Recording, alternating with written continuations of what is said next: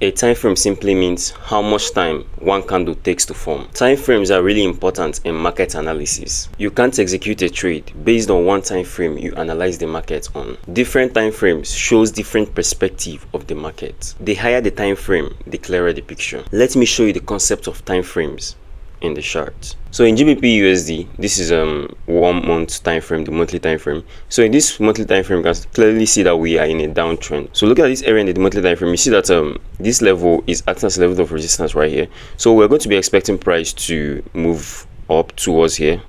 Knowing that we're in a downtrend, we're going to expect a drop. So we are looking at a sell reason for this point, but we are seeing a clearer picture because of the monthly time frame. So let's move down to weekly time frame to know what we're going to be expecting more to happen. Now we know that we're heading towards the upside, all right, towards the upside for the price to drop.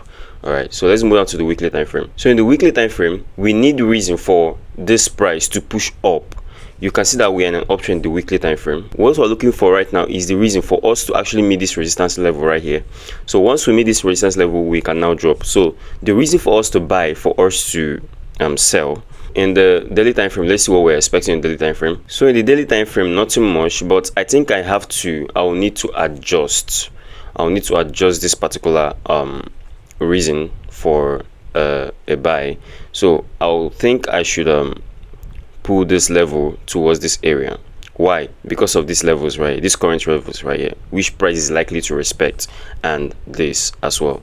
So this is a key level price, a particular place where price has actually reacted multiple times. All right, so we're going to be looking at price getting to this level for us to buy to the resistance level, then for us to sell from the resistance level in the monthly time frame. Sorry, let's move down to the 4-hour. So you can see that for the reason for us to buy from this zone, you see that the price in the 4-hour is in a downtrend right here. I don't know if you're feeling what I'm saying. So seeing that price is in a downtrend is for the reason for us to buy from here. This 4-hour is in a downtrend to favor the daily. Every small time frame makes a move to favor the higher time frame. Bear that in mind. So for you to see the clearer picture, you need to go to the higher time frame, and lower you go for you to see a reason.